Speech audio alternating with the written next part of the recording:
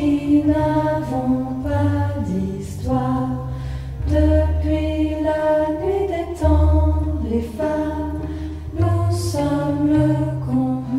Nous qui sommes sans passé, les femmes, nous qui n'avons pas d'histoire.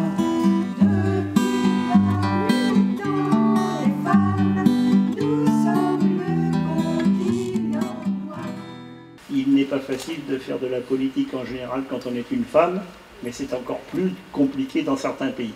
Mais ce sur quoi je voudrais insister, c'est la question des droits sociaux. Les écarts salariaux entre les hommes et les femmes sont de l'ordre de 25% dans un pays comme le nôtre. Ça veut dire que la femme est d'abord un être humain surexploité, qu'on emploie toujours en la payant moins et qu'on emploie toujours en lui confiant les tâches les plus difficiles et les plus précaires.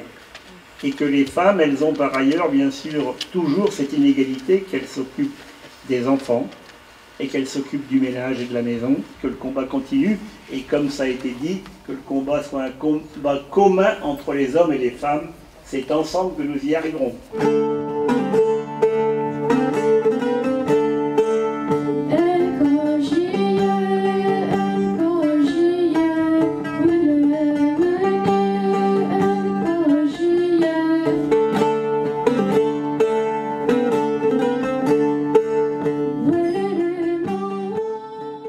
Farouk Darou, qui est le représentant en Europe du HDP, le Parti démocratique des peuples, et qui nous font l'honneur de leur présence. On les remercie beaucoup, mais ils vont nous dire quelques mots après.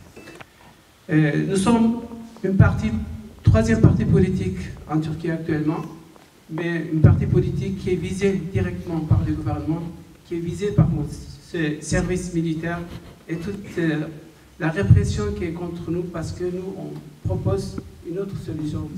Moi, je suis très content de vous voir aussi ici aujourd'hui et de soutenir justement notre maire qui se trouve en prison et qui est aussi soutenir les maires prochainement qui seront élus. Annem ve bütün Türkiye'deki tutsak arkadaşlar adına size kucak dolusu selamlar getirdim.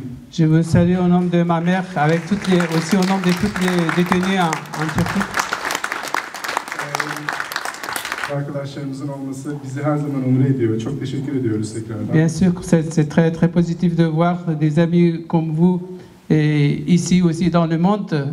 Cette solidarité, ça nous renforce. Donc c'est une femme qui a consacré sa vie à la paix. Et elle continue dans la prison. Elle continue à rester digne dans la prison.